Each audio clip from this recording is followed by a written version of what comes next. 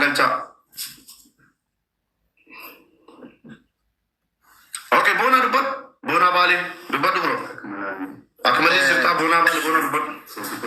Assalamualaikum warahmatullahi wabarakatuh. Jirtu baga nagaan oltan. Duraan dursa obboleessa keenya nama jabaa nama gaarii Dr. Sharafuddin baga gammadde baga guyyaa kana qaqqabde.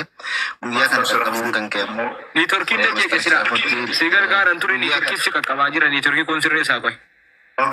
Guyyaa kana qaqqabuu fi gammachuu guddatu nutti dhaga'ama. Bakka kaleeti kaatee beekna waan taateefi bakka kana qaqqabdira deebiidhaan sin jedha. Mr. Sharafuddin fooloon isaa ka dhufee miliyoona tokko qaqqabeeni nama arrabsee nama qeeqee ganda namaa tuttuqe osoo hin taane hawaasa bira dhaabbachuun miskiina bira dhaabbachuun dhufee sadarkaa kana qaqqabe. Kan inni gara miidiyaa kanaatti as bahee mul'ate yeroo xiqqaa keessatti sababni inni bakka kana ga'een waan hawaasa ofii bira dhaabbatee waan miskiina hara galfachiise bakka kanatti mul'ate jechuudha. Kuni gammachuu kenna. Miliyoona tokko miti miliyoona 10 illee osoo taate sitti xiqqaata malee sitti hin guddatu. Kana jechuun ammoo si jabeeffachuun hawaasni of jabeeffachuudha. Si jabeessuun miskiina jabeessuudha. Wantoonni amma isin jechaa jirtan kun akka nam tokkootitti nan qeeqa. Maalitti qeeqa? Kaameraa fi wantoonni adda addaa kana waan tanii miti. Mucaan kun waa guddaa hojjete biyya keessatti. Amma waa guddaa hojjete kanaa miti ganaa waan guddaa hojjechuudhaaf deemaa jira. Biyya keenya keessa san keessatti rakkataan dachii guute san keessatti karaa haala inni ittiin gargaaraa ture tola ooltummaan inni itti oolaa ture karaa nama ajaa'ibsiisu jechuudha. Kanaa miti achi ol kaastanii karaa inni kutaa hunda deemee hawaasa keenya tajaajiluun kutaa tokko qofaadhaati miti kallattii adda addaatiin akka inni tajaajilu waan guddaa gochuu dandeenya. Konkolaataa inni ittiin deemu bituu fi dandeenya. Wantoonni amma isin haasaa jirtan kun waan xiqqoodha. Achi yoo fageessan hawaasni kana bira dhaabbachuu danda'a. Namni kun nama tokko lama bichaa biraa miti.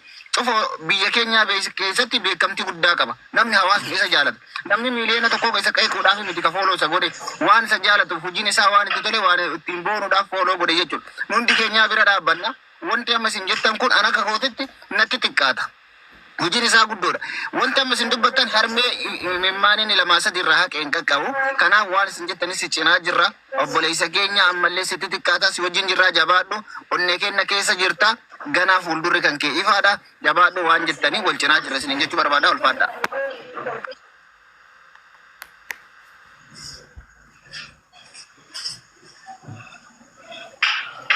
Yaada bal'aa yaada bareedaa nuu kaastee.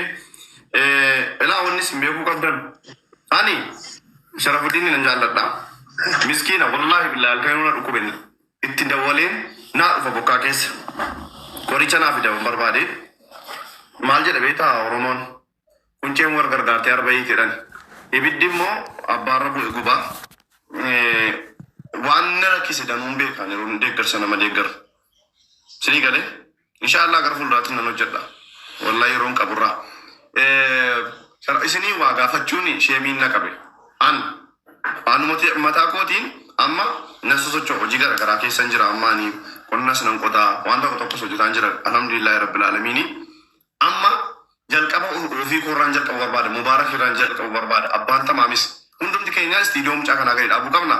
An akka kootiin inshaallah qarshii 30,000 nan galchaa fi maqaa koo naa galmeessi abdi. Amutti abdii geetachoo jalqaba irratti qarshii 30,000 na galmeessi. Warra gaastii kana jirtan ammoo humna keessanii 1,000, 2,200, 10,000, 20,000 galmeessaati mucaa kana hin jabeessina bakka inshaallah. Yeroo galchine immoo darasanii nu ergaa anis nan maxxansa inshaallah sappoorti goonee gadi dhaabnaan maaliif mucaan kun yoo istiidiyoon isaa gadi dhaabate namoota biraa ittiin gargaaruu danda'a waan ta'eef inshaallah.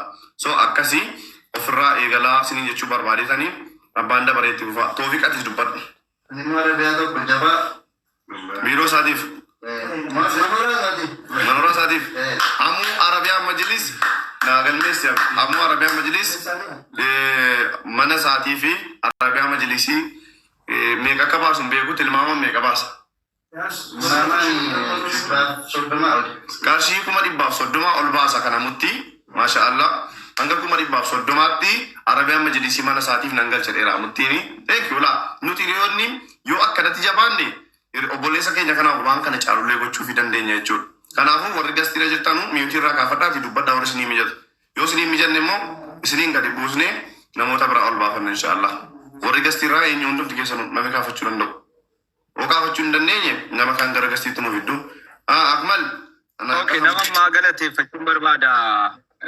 Amuu sana Arabiyaan Majlisii qabaarra deddeebiin dubbataa jirta.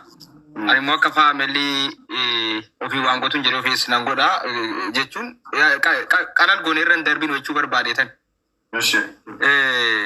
Namni kun nama Arabiyaa majlisii magaalaa keessaa qabudha. Bakka fedhe nama geessudha. Dhugaa dubbachuuf namallee gaariidha. Qulqullummallee nama qabudha. Ammoo Shariif kun hin beektu. Amanamaadhallee yeroo hedduu namadhaan jiru. Amala kiyya keessatti irra caala nama waa hojjetuun amanamaadha. Namuma itti amane amanamaadha malee zimmeedhee amanamaadhaan jedhu.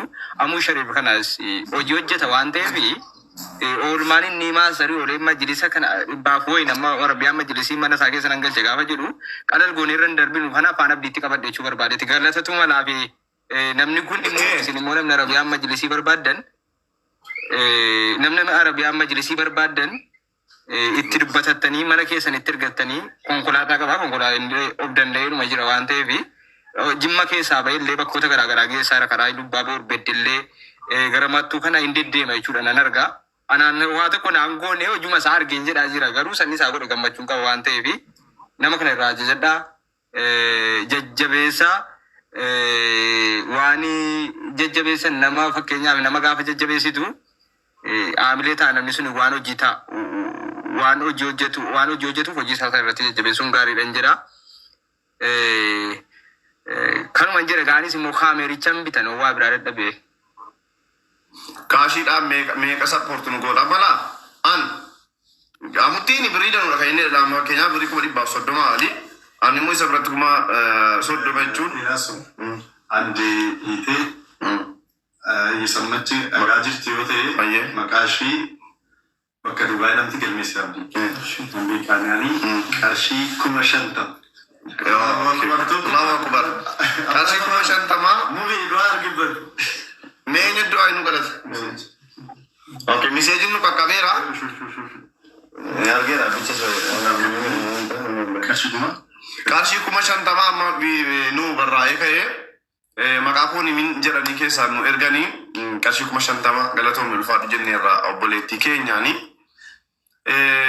Galatoom ulfaadhu ammo atoo haasai tokkumma feefiti haasaa geemoo fitte abummaa suru jettanu feekiidha akkaawutii. Information. Afaanitti Yusuf Abu Muazu tun taane Abu Muazu miti abdi. Abu Muazu tun taane abdi. Maanno maqaan isaanii Abu Muazu miti isaan tokko wayitu jiru miti isadha isaan jedha jirani. Lak isaan gara nan beeka garuu isaan maaktarin beeka. Maqaa isaanii natti fakkaatan itti fufaa ayyee mitiin godhadha. Abu Zabi jechuun barbaadde. Eeywa isaan jechuun barbaade yaa. Na isaan hin jiran amman dhufanii ba'an hin jiran amman. Ayyee sibira dhufu. Asuma ta'anii cinta. Miti nuna asirraa miti nuna. Asaayidha.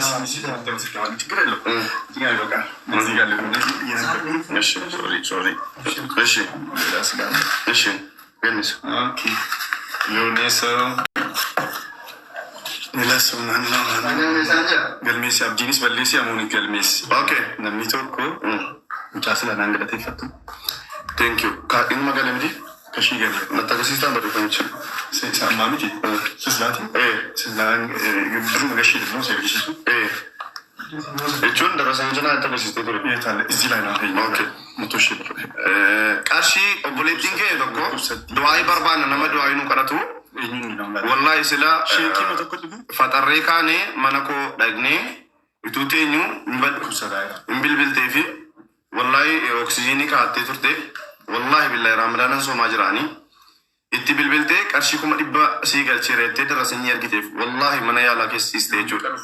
Yoo inni dhufuu dhabe jetteeti mee obboleettii keenya maqaa ishee